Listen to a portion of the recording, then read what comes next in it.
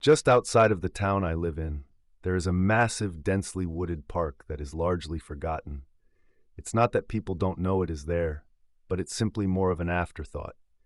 It's not ideal for hiking, it doesn't have any kid-friendly play areas, or even a pond to attempt fishing in. What it essentially amounts to is miles and miles of wooded area. But me and my college buddy Derek had long known about something that lay deep within the park, and we had finally built up the courage and resources to explore it. Derek had always been into this type of thing since I met him a few years before at the start of college.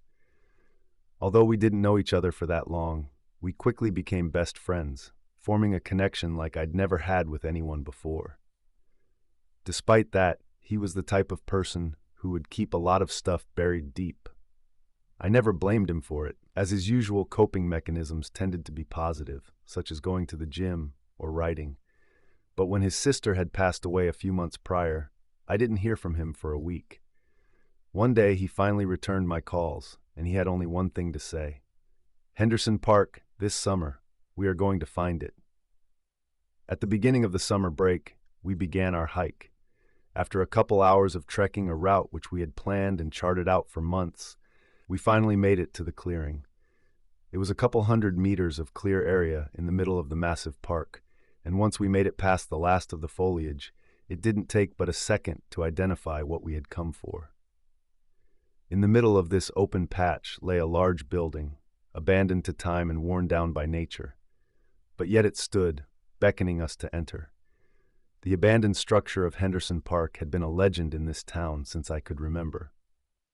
No one knows how it got there or what it used to be. It's simply a massive building miles deep into the wilderness, with no documentation or history. I almost didn't believe it was real, but we had found someone previously who had made a detailed map of the park. We decided if the structure was there, we were going to find it. "There it is, Sam. Glad to see we didn't come all this way for nothing," Derek said as we rested for a moment to catch our breath. "You act as if we hadn't done our research," I responded, secretly as relieved as he was. There was always the possibility, after all, that the building had withered away, or that a small mistake in navigation would send us off the path. But luckily we had found our destination with relative ease. We took the moment to look up at it while we gathered our bearings and documented it with some pictures. It stood tall with at least 3 floors and had plenty of surface area. It appeared like it had been an old school or hospital of some sort based on its layout. Its exterior was a dark gray, tainted by the decay and moss creeping around it. Despite the wear and tear, there was a surprising lack of graffiti or any signs of human tampering. "Well, you ready to see what's in there?" I said, breaking the silence. Derek turned to me, a look of worry appearing on his face. "No, I think we should head back." He then flashed me a big grin and began to make his way to the structure. I followed, trying to ignore his stupid joke. We made our way to the entrance doors and noted that they appeared to be missing, the only remaining evidence being some scattered pieces of glass. I noted at this point that besides the obvious weathering over time, this building did not seem old at all. In fact, it was as if a building from the modern day had been left to the whims of nature for a century. Before I could ponder this in too much detail, we continued inward, and quickly the darkness began to consume our vision. Derek turned on his flashlight, illuminating the hallway directly in front of us.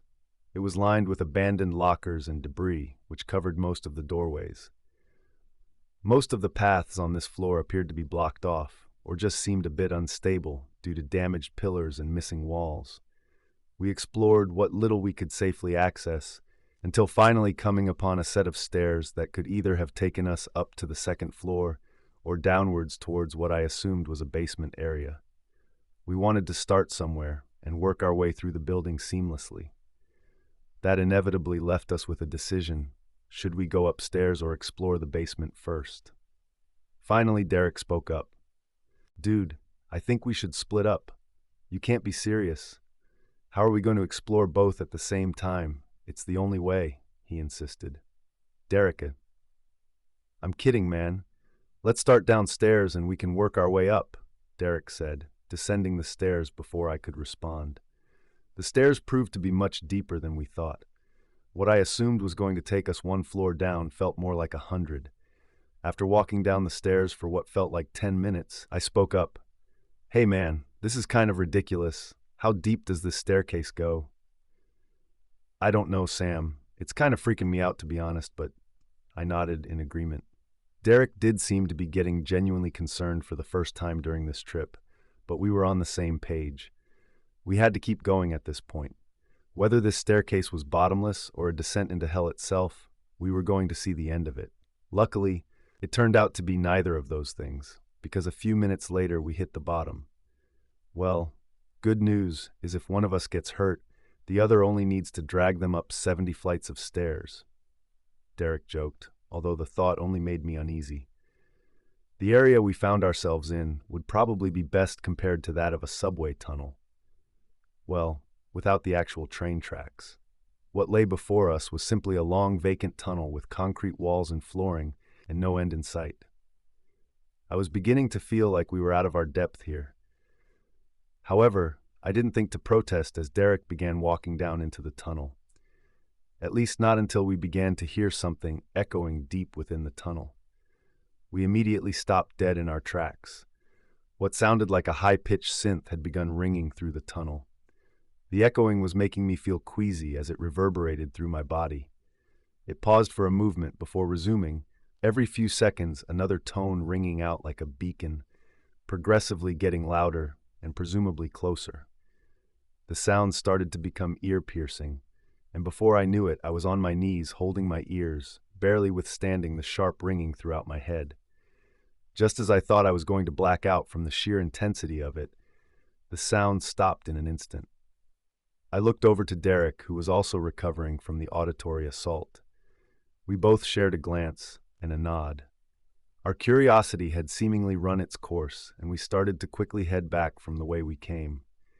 I was unsure of how to rationalize what just happened, but all I knew is that I would prefer not to experience whatever that was any closer.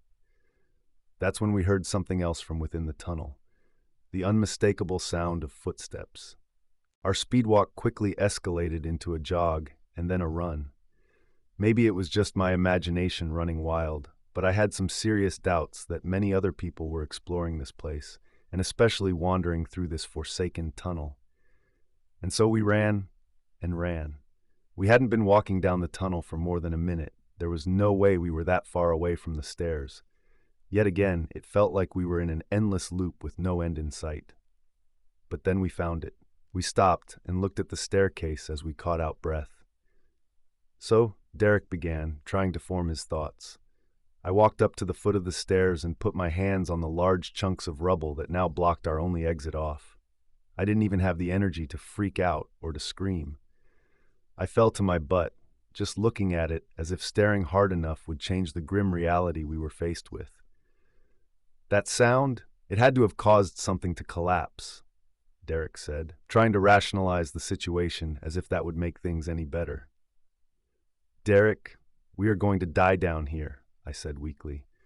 Before he could respond, we remembered why we were running. The footsteps were now within 20 feet of us, and we had nowhere to run. We both turned our gaze to the direction they were coming from. Whatever it was seemed to be hidden in the shadows, and neither of us wanted to see what was approaching. I could just barely make the outline of a shambling figure, moving erratically and twitching violently with each step. We nodded to each other, seemingly on the same page that if we die here, we are going to at least put up a fight. But after taking a deep breath, Derek lifted his flashlight and pointed it towards the figure. Derek was lost for words, as was I. There stood Emily, Derek's sister. She appeared to be bruised and beaten, covered in scratches and wearing tattered clothing. But Emily had died earlier that year. This didn't make any sense why she would be alive, let alone here. "Emily, I thought you were." Derek struggled to find words as his tears began to well up. Emily weakly smiled, clearly having been through hell. But something was wrong. She had stopped moving. She looked like she could barely stand. Her head was lowered, as if she couldn't lift it. I tried to look into her eyes. "Derek," she said weakly. Derek began to walk towards her, his arms open wide, ready to embrace her. It all played out in slow motion as he neared her. I didn't have time to warn him. I didn't have time to tell him to stop as I noticed the hollow blackness of what should be her eyes, the hellish grin that she could hardly contain. She grabbed him and met his gaze. I can't get the image out of my head, of the look of terror on my best friend's face as he looked into the abyss that were that creature's eyes. And then she unhinged her jaw beyond the point of reason, latching onto Derek as he began to scream. But he didn't have the chance to make a sound as the creature closed its jaws over his head. I ran. Without thinking, I left my friend to his fate, knowing full well he was already dead. I ran, and I kept running. I don't know what I was thinking or where I was running to. The synth began to reverberate throughout the tunnel, and the ear-splitting ringing began to return, escalating until my body was numb and I couldn't sense where I was. I awakened, my head still ringing. I lay at the entrance of the structure. It was still bright outside. I sat up, trying to regain my senses. I had no idea what happened. I don't know if I blacked out and somehow found an exit, but that didn't seem likely. I still had my bag with me, with water and food. I could make it back by night if I started hiking. And that's what I did. I reported Derek missing and explained that we got split up on the hike. It's not an uncommon thing for people to go missing on long treks through parks of this size, so it seemed reasonable. I haven't mentioned the structure to anyone until now, but I haven't been able to stop thinking about it since. What if Derek somehow survived? I feel like he is calling to me. I feel like I need to help him. I know I shouldn't, but something is telling me to go back to the structure.